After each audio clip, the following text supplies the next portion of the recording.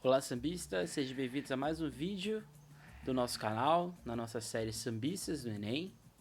Hoje nós vamos recordar os primeiros anos do Brasil republicano, no período que foi chamado de República Velha, um período em que o Brasil era governado com sabor café com leite. Hoje nós vamos mergulhar nesse período que vai de 1889 até 1930, e é um período bastante complicado e bem conturbado e que, o mais importante, cai muito na sua prova de vestibular. Então venha conosco relembrar o passado brasileiro.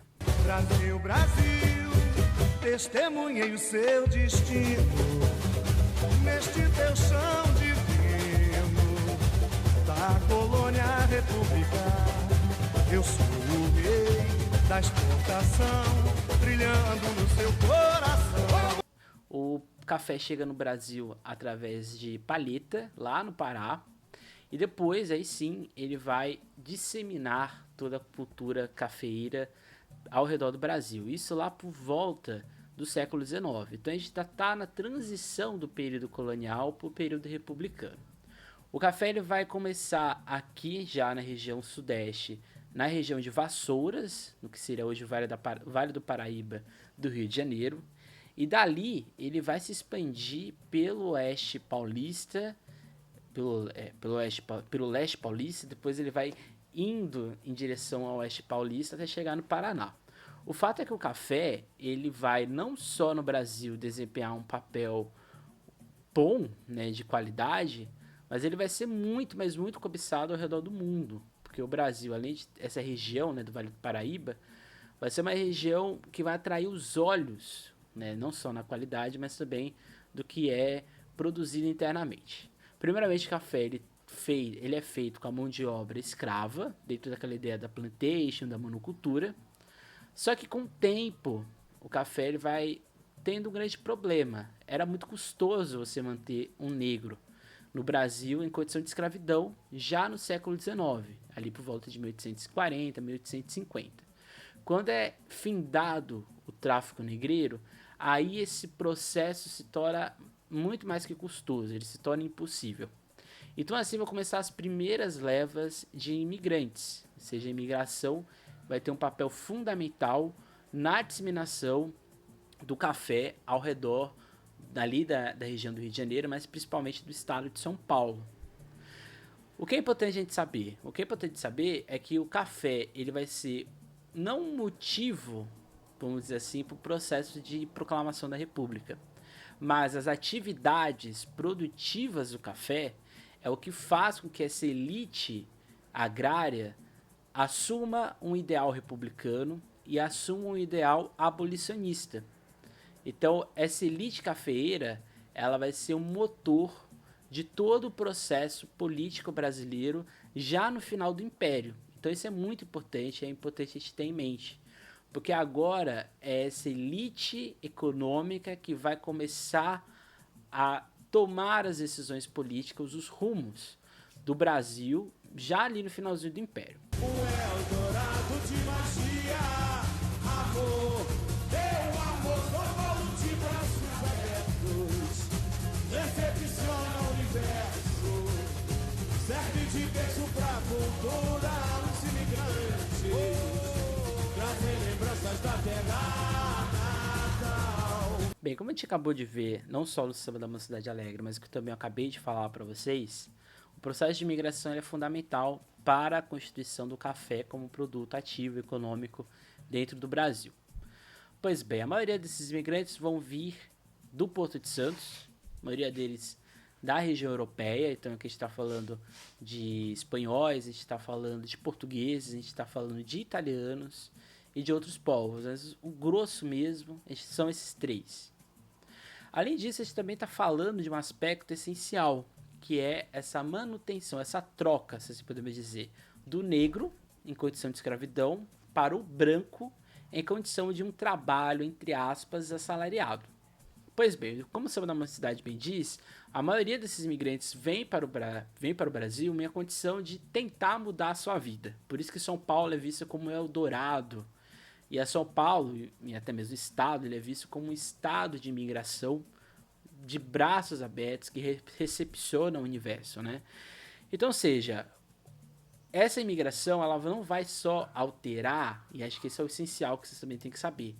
A imigração ela não altera só o aspecto de trabalho e economia do Brasil. Ela vai alterar também aspectos fundamentais do processo social brasileiro. Por exemplo, a primeira greve que vai acontecer no Brasil em 1917, ela vai ter como liderança os imigrantes italianos, a maioria deles de origem anarquista. Você vai ter uma contribuição dos imigrantes em vários colégios, em várias irmandades que vão acontecer, a maioria deles vindo da parte desses imigrantes. Então, ou seja, os imigrantes eles vão ter um papel muito importante na formação brasileira e eles vão ser o motor desse processo de expansão do café. Então agora sim a gente vai para o processo de proclamação da República, que é um aspecto fundamental que a gente vai ver agora em 2 trechos do samba do Imperador de Ipiranga. As asas da liberdade, oh, o fim da monarquia aconteceu. Dá show. Bailando na ilha fiscal, Brasil, leva Deus a Portugal. Imensa abolição, fatores de pressão, foram elos na proclamação. A agricultura sempre presente, se fez política, café com leite, São Paulo e Minas elegiu presidente. Bem, uma coisa importante, né? Os dizeres da bandeira do Brasil deveria ser golpe e bagunça, porque a proclamação da República é feita num golpe, isso mesmo, né? Como o samba bem diz, bailando na ilha fiscal, Brasil dava adeus a Portugal. Foi exatamente isso. No dia 14 de novembro de 1889, Dom Pedro II era imperador do Brasil. Ele acorda no dia 15 de novembro de 1889, sendo o ex-imperador do Brasil. Marechal Deodoro da Fonseca, ele vai meio que dar um golpe. Marechal Deodoro da Fonseca, ele é um líder, um dos principais lideranças dos grupos militares do Exército. Além disso, ele vai ser uma figura central no processo político brasileiro pós-Guerra do Paraguai. Então, ou seja, ele vai assumir o protagonismo. O Exército, ele tinha a ordem, aquela ideia do ordem e progresso, a ideia do positivismo, a ideia do cientificismo, o desapego com tudo que era de Portugal. Então, ele meio que vai ser o catalisador apenas. Porque o que acontece? O exército, as elites, e como o samba da Imperador também muito bem diz, né, a imprensa vão ser força para que Dom Pedro II saia do cargo e se instale aí sim um período republicano no Brasil. Quando diz que, no caso, né, imprensa e abolição, fatores de pressão, é exatamente isso. Essa elite agrária pressionou muito o Império Brasileiro. Vocês não estão nos dando possibilidade de expansão do nosso produto, que era exatamente o café. Então eles vão ser reativos. E quem era que cuidava dos jornais? Quem era que cuidava desse aspecto de letramento, né? Desse aspecto de notícias do país? Eram exatamente essas elites. Ou elas eram republicanas, dos vários partidos republicanos do Brasil, ou ela era abolicionista. Então é por isso que esses dois movimentos, né, a imprensa junto com o abolicionismo e o republicanismo e o militarismo ali por trás, esses 4 movimentos vão fazer o que a gente chama de proclamação da República, que vai acontecer no dia 15 de novembro de 1889. O Brasil vai ser dividido em 3 poderes, o legislativo, o judiciário e o executivo. Esses 3 poderes vão estar dentro de um Estado laico e dentro de uma ideia de constituição. O Marechal Deodoro da Fonseca ele vai sofrer muita pressão das elites agrárias do Brasil, porque elas não queriam ele lá dentro. E aí assume o Floriano Peixoto. O Floriano Peixoto ele era odiado por Deus e o mundo. Ele vai passar, por exemplo, pela Revolta da Chibata, que a gente viu na aula passada. Ele vai enfrentar o federalismo, que é quando o Rio Grande do Sul vai dizer que não, esse governo não é legítimo, esse governo não nos representa. Então, ou seja, é bagunça. E aí o samba diz lá no final, né? Se fez política, a agricultura sempre presente, se fez política café com leite, São Paulo e Minas elegiam presidente, que é exatamente o período que a gente chama do café com leite, que é o que a gente vai ver a partir de agora. Foi no século passado, no interior da Bahia, um homem revoltado com a sorte, no mundo em que vivia, ocultou-se no sertão, espalhando a rebeldia. Bem, como a gente viu agora no samba do Em Cima da Hora, a gente está falando da Guerra dos Canudos. A Guerra dos Canudos está envolvida dentro do primeiro governo de um civil no Brasil, que foi o governo do presidente Prudente de Moraes em 1894. A Guerra dos Canudos acontece 2 anos depois, em 1896. Vai ser liderado exatamente por Antônio Conselheiro. Ele defendia uma terra no interior da Bahia. Essa terra, no caso, ela seria um espaço de maior liberdade, sem imposto e sem a pressão ou sem o crivo da igreja, que ainda mandava e muito no Brasil, principalmente no campo moral e civil. Pois bem, o Antônio Conselheiro, ele no início vai fundar uma cidade. Essa cidade era vista apenas como um antro de malucos, então o pessoal não dava muita bola, porém foi crescendo, até atingir a marca incrível de 20 mil pessoas dentro de uma cidade. Antônio Conselheiro talvez ele nem imaginasse que ele conseguiria atrair tanta gente assim nas suas ideias. Quando o samba diz, né, o homem revoltado com a sorte do mundo em que vivia, é basicamente, não é uma loucura, na verdade é um grito de dor, vamos dizer assim, né, um grito de alguém que queria mudanças na sua vida. Ele faz, infelizmente ele vai ser duramente repreendido, porque o exército brasileiro vai atacar, vai invadir Canudos e vai matar praticamente todo mundo. Então, um banho de sangue. Ainda nesse período, eu vou aqui citar alguns nomes que é muito presidente, né? Mas eu cito aqui o período do Campos Salles, porque o período do Campos Salles a gente está falando da política dos governadores, que é quando o presidente dava benefícios políticos aos governadores para as eleições estaduais e os governadores davam benefícios políticos ao presidente para as eleições presidenciais. O que a gente chama de coronelismo, que era aquele a voto do cabresto, aquele voto quase que paternalista. Ou seja, você era coagido a votar em tal pessoa. Por isso que a política do café com leite ficou muito extensa durante muito tempo. Outro presidente que a gente pode ter, a gente tem que citar de certa forma, é exatamente o período do Rodrigues Alves, que ele vai fazer a ideia de socialização das perdas, que é o quê? É quando o governo brasileiro vai intervir economicamente em qualquer possibilidade de perda econômica com as sacas de café. Então, se as sacas de café produziam menos, ou elas não dessem tanto lucro, o governo ia injetar dinheiro e com isso a inflação aumentava, mas o preço do café continuava estável.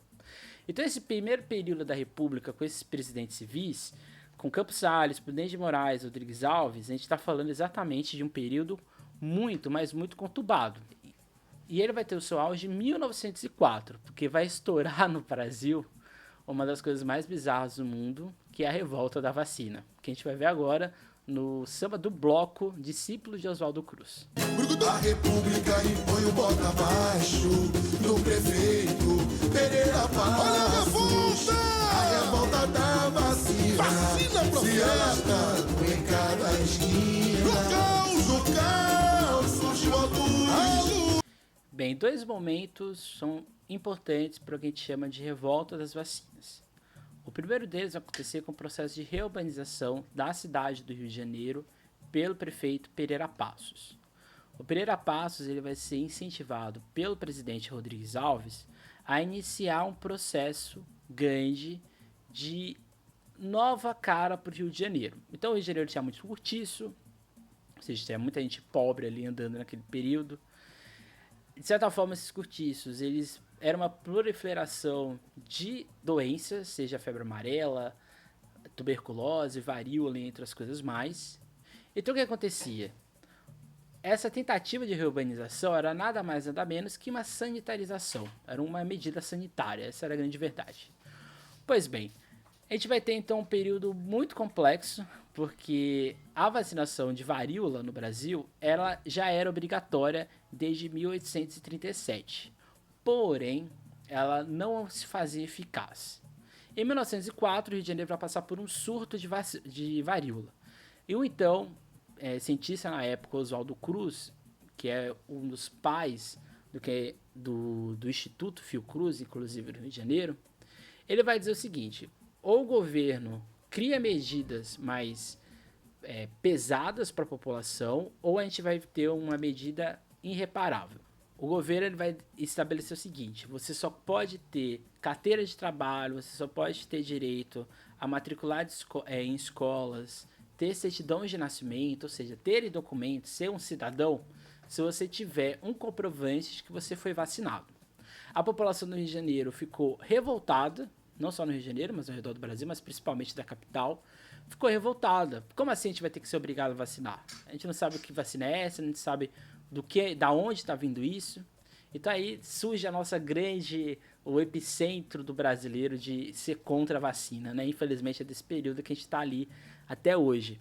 O fato é que a revolta da vacina vai ter esse efeito positivo e negativo, de certa forma, porque as pessoas vão ser vacinadas à força, mas o Rio de Janeiro vai entrar numa verdadeira guerra civil. As pessoas vão se opor a tomar vacina, e essa é a revolta da vacina. A oposição tenta se aproveitar dessa situação para tentar tirar o Rodrigues Alves do governo, mas isso não vai dar certo, porque logo em seguida a gente vai ter o governo do Afonso Pena, que vai comandar o Brasil por um tempo. Nesse período do governo do Hermes da Fonseca, nessa transição do Afonso Pena para o Hermes da Fonseca, a gente vai ter a febre amarela, que vai assolar a capital do Rio de Janeiro, o Brasil, uma das piores epidemias da história antes do Covid-19. No governo do Hermes da Fonseca, a gente vai ter a revolta da Chibata em 1910 e a gente vai ter a revolta de Juazeiro, que é a revolta comandada pelo padre Cícero, também num contexto ali de popularização dessas figuras. Surgiu então uma nova era, uma revolução, com Vargas uma nova geração.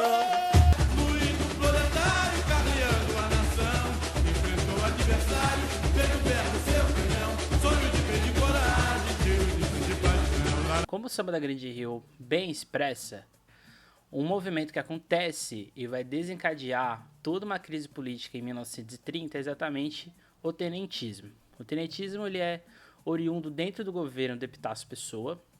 Ele vai ser liderado por várias pessoas dentro da ala mais jovem do Exército, seja no Rio de Janeiro ou em São Paulo. Em 1922, no que a gente chama na Revolta do Forte de Copacabana, alguns militares tentaram fazer uma insurreição contra a corrupção existente dentro do governo brasileiro. Eles exigiam principalmente uma reforma educacional, novas políticas existentes e uma melhora contra essa política corrupta existente.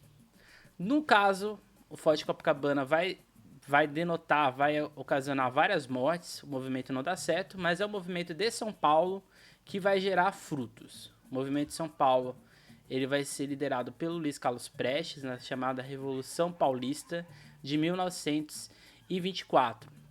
Essa revolução, ela não vai dar muita coisa, por mais que eles administrem São Paulo durante 3 dias, o movimento não vai para frente. Mas o fato é que o Luiz Carlos Prestes ele vai se tornar uma força não só dentro da ala militar, mas no futuro na ala do comunismo, né, do Partido Comunista Brasileiro, que vai ser uma dor de cabeça para o Getúlio Vargas e outros vários presidentes pela frente. O fato é que o Luiz Carlos Prestes ele vai fazer o que a gente chama de coluna Prestes. Ele vai sair de São Paulo e vai fugir praticamente durante todo o país, todo o território brasileiro, até chegar na Bolívia, onde ele vai fazer o seu exílio, vamos dizer assim, político, até voltar para o Brasil.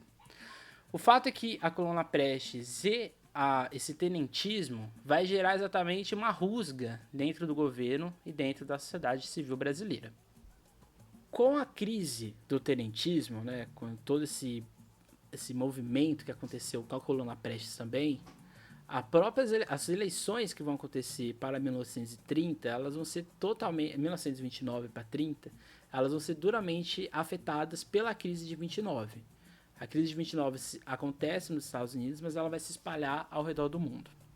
A crise de 29 vai afetar a bolsa de café no Brasil. Então, ou seja, o café, que era o maior produto do Brasil, vai passar a ser o maior problema. Era pouca gente comprando café e muito café para ser vendido. Então o governo brasileiro entrou num colapso econômico. O presidente Washington Luiz, que era então presidente lá em 1929, ele vai sofrer grande pressão, e aí sim, em 1930, na chamada Revolução de 30, o Getúlio Vargas ele vai assumir o posto de presidente do Brasil de forma interina, mas em seguida ele vai assumir de forma quase que longa, né? Sem interrupções, na verdade. O fato é que esse período é essencial para você saber na sua prova, principalmente essa manutenção a todo custo de paulistas e mineiros para se manterem no poder, seja nas manipulações econômicas, seja nas manipulações políticas e até mesmo no subjugamento, subjugar os diversos outros setores da sociedade, seja civil ou até mesmo a militar, como foi o que aconteceu com o tenetismo. Então essa foi a nossa aula. Na aula que vem a gente vai falar do período de Getúlio Vargas até Juscelino Kubitschek, então vai ser uma aula não muito longa, mas vai ser um pouco mais, muito menos sambas, mas vai ser um pouco mais direta, vamos dizer assim. E é isso, gente. Se você tem alguma dúvida, alguma questão, deixa aqui nos comentários. Se você gostou da aula e quer compartilhar com seus amigos, então compartilhe também. Não deixe de seguir a nossa página, não deixe de seguir as outras páginas dos Sambistas da Depressão. É isso, gente. Até mais. Não deixem de sonhar e não deixem de sambar.